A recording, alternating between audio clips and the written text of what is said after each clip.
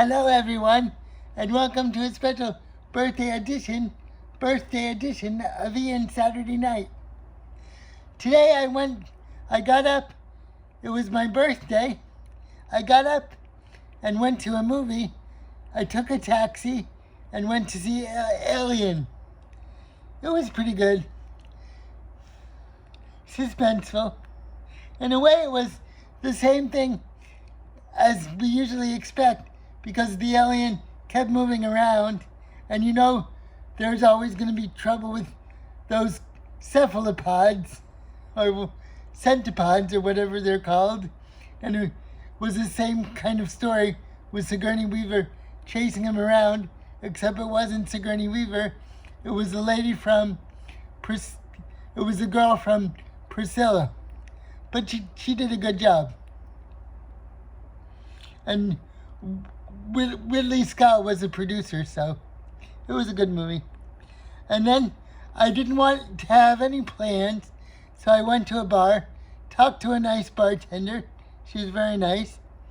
And then I went on my way. I especially liked it because I was off the radar. I didn't tell anybody that I had any plans or anything. I just was very spontaneous. I very much enjoy being spontaneous whenever I can, because so much of my life I feel is filled with schedules, in a sense, in terms of aids and when I have dinner and when I have lunch and when I have breakfast. So I enjoy going off the radar for my birthday, especially with no plans.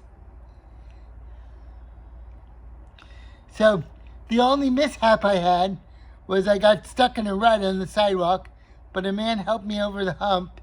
It took him about 2 minutes because my chair is very heavy, and it got stuck in a rut. So that's always a stressful situation, because I never know if I'm going to get stuck in gravel or stuck on an incline or whatever the case may be. So, not too much heartache tonight, which is good. Usually it strikes me in midnight or the wee hours. Fantasies help a little bit. Whenever I put my mind in a space, I might think of something sensual or exciting. I don't need to go into detail, but I like the idea of ASMR sometimes, and that puts me in a mood. I'm sure some of you heard of ASMR. Bill Maher is supposed to like it a lot. Whatever works. But I find it interesting because it's kind of a surrealistic thing. A repeated movement puts you in a trance, but the movements are kind of silly. So maybe a little bit silly. So in that sense, it's a surrealistic thing. So basically, I pay attention to my dreams a lot. I have dreams about a woman walking away from me, or just out of reach, and it's probably feelings on my end of insecurity or something of that nature, especially because of the year I had last year. Very, very hard. Feeling like the sky was collapsing upon me, and having people kind of turning about face to me. But that's all in the realm of human nature. It was very emotional, and I don't know if I did the right thing in my relationship, the way I was trying to keep it together. But I did the best I can. I was balancing feelings of my family with my relationship, and it got very, very stressful. I just tried to do the best I can, the best I could, and I wrote stories, very, very existential stories about loss and apprehension and panic. And it was all because of what I was going through. They weren't supposed to be they weren't supposed to be autobiographical stories, my short stories, but it definitely came across that way because no matter how I try not to think about the situation, it popped up. So I miss not having the relationship in person so very much, but it's the ghost that I have to deal with. It's probably my karma and the ghost of what I have to deal with. It's probably something that I can't avoid and something that's natural and organic, but I have to deal with it as best I can. I wrote in my letter to my mom that I think things are very much predetermined from the beginning. I very much think that I'm correct, but I don't want to. If I sound goofy to my other listeners, I don't mean to be so goofy. It just I was telling this to somebody today that I met, the bartender actually. I told her that I don't think we have free will at all in our being. Everything that we do, it's bound to happen either by a divine force of God or our own brain patterns. And I do believe that everything we go through is predetermined. That's just the way I feel in my 58 years of life. Because I often have, when I wake up too, I often have the same the feeling of deja vu, and so I feel like everything's on a predetermined track that we can't, even though we think we have free will to make a decision, we're governed by our brain patterns, the universe, or some force of divinity that keeps us in line.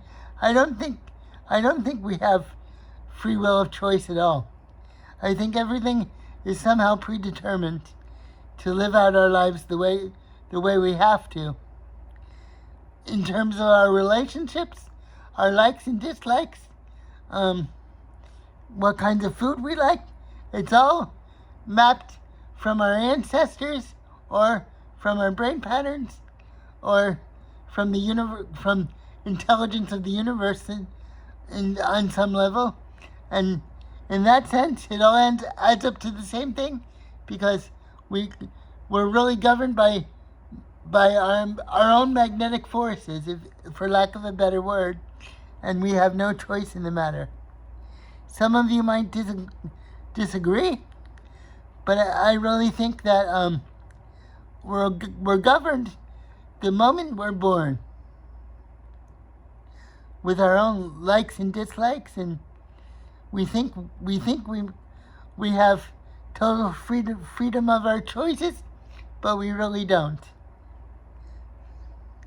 And I think our ancestors have a lot to do with it, and their divine forces and the universe, that might have some magnetic sway too. I know it might sound like spiritual gobbledygook that I'm saying, but I think there's something to it. I really do. And I also think, in matters of the paranormal, everything that we think is total supernatural silliness, like possession or UFOs or reincarnation, everything has a kernel of truth.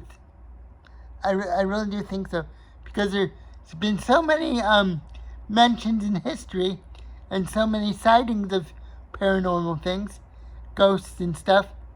I really think there's something to that.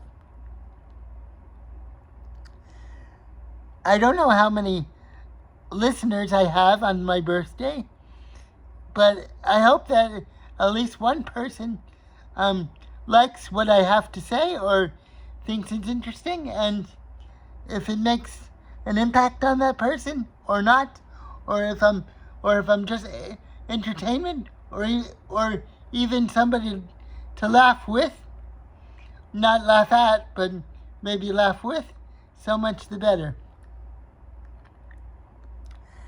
I have many experiences in my past that haunt me. My first experience that haunted me was the sight of, I was in a body cast and I was confronted by the sight of a huge Batman mural. It seemed like something scary, very scary to me, but I also was fascinated by this huge Batman mural. It just hit me across right in front of my face. It was like some sort of a punch. But then I realized, wow, this really I was like only 3 years old. And I said, wow, this really makes an impact. I didn't know what it meant. I was just confronted with it. And that was my first memory of my life, seeing this huge mural of Batman. So maybe that's why I like pop art. And then when I was a kid, I developed a crush on Julie Newmar, Catwoman. And I probably was also began to be fascinated by the idea of a strong woman taking control in a dominant fashion, as in a dominatrix, but not to the point of pain or anything. But I was always attracted to strong women that take things by force. So, and then I got interested in Evel Knievel, the idea of a daredevil, somehow, even though a lot of people don't like Evel Knievel, but I like him just because he tried to break boundaries. So that was my childhood, this idea of a strong woman. And also, the one thing that haunts me, in a way, is I was in school, and I was minding my own business, and then I feel a kiss on the back of my neck. And I look back, and there was nobody there. Then somebody told me that it's this tall woman, this tall girl that used to kiss me at the back of my neck, and then I tried to look at her, and she'd be gone. So from a very early age, I was captivated by romance and mystery in that way, and and then when I'd have dreams, I'd feel these heavy footsteps carrying me away. Something very scary, the idea of footsteps carrying me away, and I also thought of the footsteps of the girl kissing me moving away in the same manner. So that was also an attraction and something of fear. So that's an interesting concept too. So I had all these things going on in my childhood. And I also had a heightened sense of apprehension in another way. And in another way, I was a voyeur. I was always fascinated by life. So I had those two things going on, a sense of danger and a sense of voyeurism. Okay, well, I covered a lot today on my birthday, and I thank you. I thank all my subscribers, and this is another edition of Ian Saturday Night, and I'll see you next week. Bye, everybody.